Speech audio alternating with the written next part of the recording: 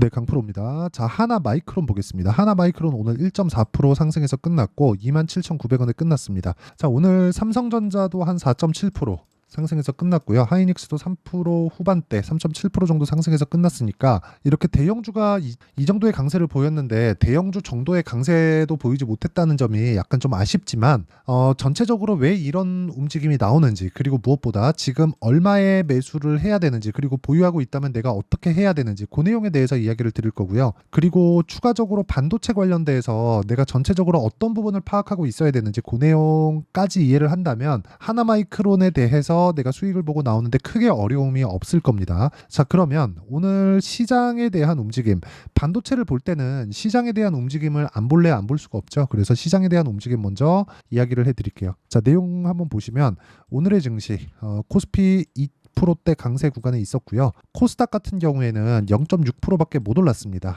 자, 이걸 이렇게 보셔야 돼요. 하나마이크론 같은 경우에는요, 코스닥 종목입니다. 자, 그런데 코스닥 종목군들 중에서 지금 계속해서 강한 움직임을 보이고 있는 한미반도체 같은 경우에는 5% 정도 상승 구간이 있었다는 거죠. 그런데도 불구하고 코스닥은 0.6%밖에 못 올랐다는 점, 이러면 어떤 부분에서 약세를 보였다는 건데, 약세는 2차 전지입니다. 자, 이렇게 한번 생각해 보세요. 주식시장에서 저가를 잡는 것이 내가 꾸준하게 수익을 볼 수 있는 방법일까? 아닙니다. 자, 그리고 여기 나오는 기사들도요. 자, 보세요. HBM, 그쵸? 반도체입니다. 그리고 뭐 이거는 빼고 쭉 내려보면 또 반도체 관련된 내용, 그리고 밑에 또 내려보더라도 여기 M7, 그쵸? 여기도 M7 기업들, 그쵸?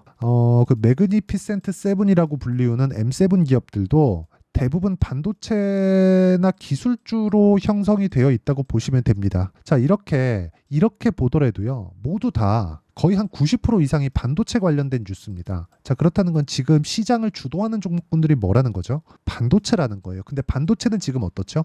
많이 올랐습니다. 많이 올랐는데도 이렇게 기사가 쏟아져서 나오고 거의 모든 트래픽을 잡아먹을 정도의 집중도를 보이고 있다는 건 이쪽에 들어올 수 있는 돈들이 많다는 거예요. 여기서 기사 나오고 뉴스화 되고 있으니까 이제 시세 끝이다, 그게 아니라 올라가는 내용에서, 그쵸? 올라가는 내용이 있기 때문에 이런 내용들이 나온다는 거고, 이런 과정에서 가격대가 먼저 올라간다는 겁니다. 그러면 우리가 여기서 나오는 기사를 먼저 봐야 될까요? 아니면 올라가는 상황, 그쵸? 올라가는 상황을 먼저 추적 관찰을 해야 될까요? 올라가는 상황을 먼저 추적 관찰해야 되는 게 맞다, 그 이야기를 드리는 겁니다. 자, 그러면 하나마이크론 같은 경우에 제가 밑에다가 한미 반도체를 깔아서 이야기를 드릴게요. 한미 반도체에 비하면 약한 것은 맞습니다. 여기 기간 값을 두고 이렇게 비교를 해보면 한미 반도체 같은 경우에는 작년 7월, 8월 달까지 강세를 보였고 대략 한 6개월 정도 횡보 구간을 거쳤음에도 불구하고 올해 2월 달부터 추가적인 강세 구간이 있었죠. 이 구간에서 실적 개선이 된 것은 맞습니다.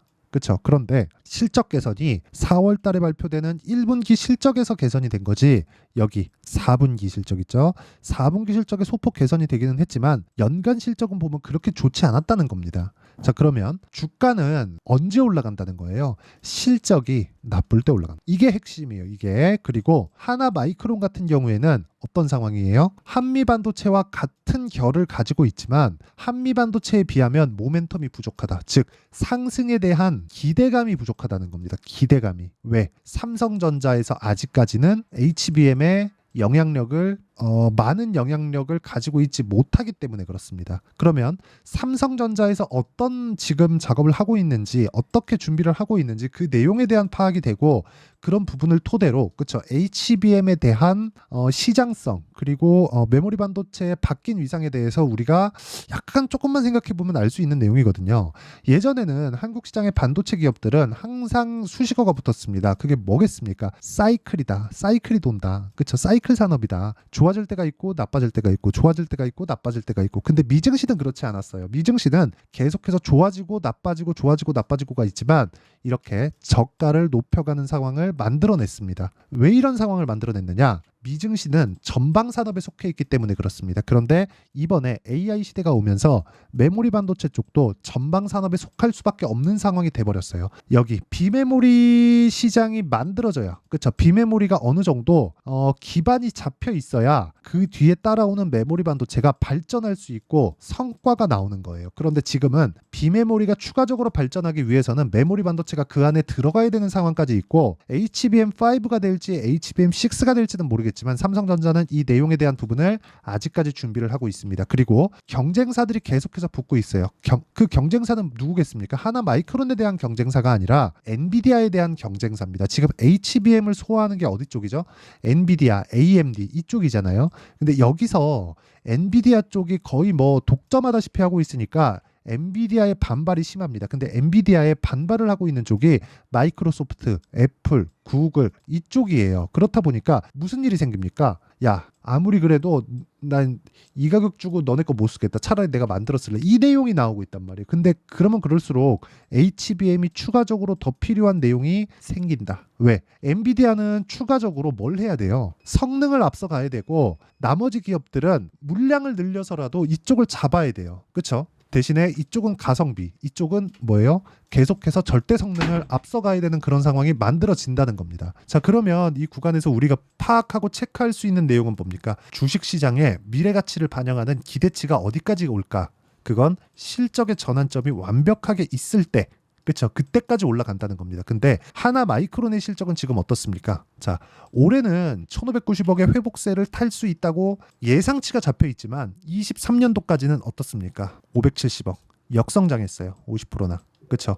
이런 구간에서 한미 반도체를 보잖아요. 한미 반도체도 마찬가지. 2천억까지 실적 성장이 나올 수 있다는 예상치가 잡혀 있긴 하지만 23년도에는 70% 거의 한 60에서 70% 정도 실적이 빠지는 상황이 벌어졌고 이 구간에서 우리가 판단해야 되는 내용은 아까 전에 말씀드렸죠. 실적이 좋지 않을 때 주가가 움직이는구나. 하나 마이크론이 지금 실적이 굉장히 잘 나오는데도 불구하고 주가가 한미 반도체보다 약하잖아요. 그러면 이쪽 모멘텀은 없다고 보시면 돼요. 그래서 지금이라도 팔아야 됩니다. 근데 아직까지 반도체에 대한 실적 개선은 첫 단추를 꿰는 정도밖에 되지 않는다. 그런데도 불구하고 HBM은 내년 물량까지 모두 다 완판. 그렇죠. 이만큼 기대감을 가지고 있다는 거예요. 여기서 아직까지 거품이 터지지 않았다. 터질 정도로 올라가지 않았다. 이 기대감이 발생하려면 무조건, 그렇죠. 기대감은 지금도 발생하고 있지만 기대감이 터져 나가려면 무조건 실적 개선이 이루어져야 되고 그 실적 개선에 대한 부분은 우리가 확인하고 해도 늦지 않는다. 그렇죠. 근데 그 전에 주가는 다 올라가고 끝납니다. 그래서 이 구간에 우리가 가격을 먼저 보고 이 구간에서 우리가 이해할 수 있는 타점을 잡는 게 중요하다. 이 내용에 대해서 이야기를 드리려고 하는 겁니다. 왜 하나마이크론이 약하고 못 가고 이런 부분은 제가 이야기를 드릴 거예요. 삼성전자에 대한 HBM 때문에 그렇습니다. 그래서 삼성전자에서 HBM이 어느 정도까지 지금 집중하고 있고 투자를 하고 있는지 그 내용에 대해서 이야기를 드릴 건데 그렇죠? 그 내용에 대해서 말씀드리기 전에 타점 먼저 보여드리면 타점에 대해서 이해하는 게 정말 중요하기 때문에 그렇습니다. 자, 내용 보시면 아까 전에 싸게 사지 말라 그랬죠. 오늘 대원전선 같은 경우에 어떻게 됐나요? 올라가는 구간에서 매매했을 때 상한가 마감. 그렇죠? 계속해서 올라가는 상황을 지속적으로 공략하고 있고 이런 부분을 제가 여기 소통방에서 10억 만들기 프로젝트로 진행하고 있습니다. 내가 매매하는 과정에서 정말 어떻게 해야 될지 모르겠다 그러면 소통방으로 들어오시면 되고요.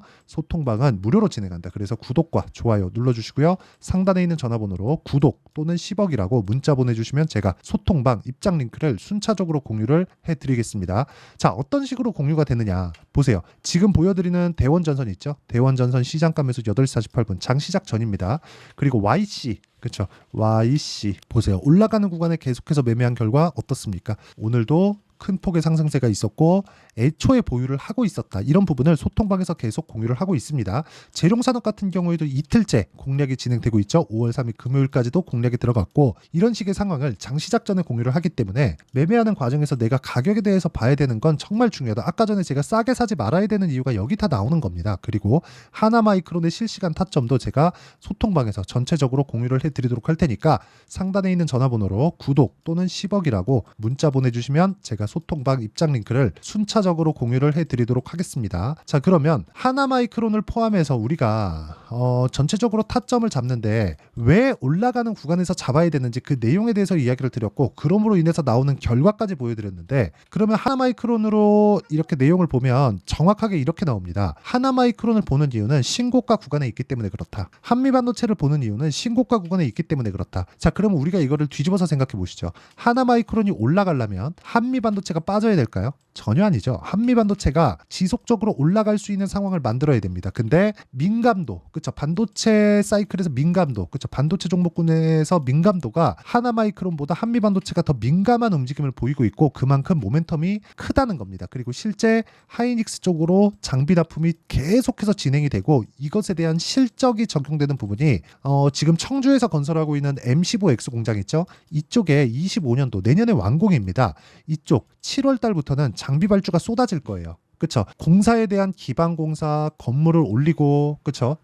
그리고 올리는 것부터 시작해서 어디부터 어디까지, 그쵸? HBM 장비가 들어가는지 이런 부분에 대한 왁구가 다 잡히면 이쪽에 대한 장비가 들어가는 건 얼추 공장이 완공되었을 때 들어가는 거죠. 7월 달이 되면 이런 장비 발주가 쏟아지게 되고, 이런 부분에 대한 실적 적용이 올해 말 내년 초까지 이어질 겁니다. 그러면 올해 말이나 내년 초 정도까지는 주가가 올라가는 게 아니라 이걸 선반영해서 이번에, 그쵸, 내가 수익을 추가적으로 볼 수 있는 상황을 만들어야 된다는 거죠. 근데 그런 과정에서 삼성전자는 아직까지 납품을 했다는 이야기가 들려오고 있진 않아요. 어느 정도 점유율을 가지고는 있긴 하지만 그건 HBM3가 아니에요. 지금 HBM3는 아직까지 하이닉스도 납품을 하지 않고 있습니다. 시향산이 된 그 정도지 양산형이 나와서 지금 실제 제품에 탑재된 건 없어요. 지금까지 들어가 있는 건 HBM3가 전부입니다. 그래서 삼성전자에서 지금 투 트랙으로 진행하고 있다고 이야기를 실제 나왔고요. 거기에 투입된 인원이 삼성전자 에이스 400명이 투입됐다고 실제 인원수까지 밝히면서 공개가 된 내용입니다. 그렇다는 건 우리가 꾸준하게 가격을 봐야 될 때가 지금이다.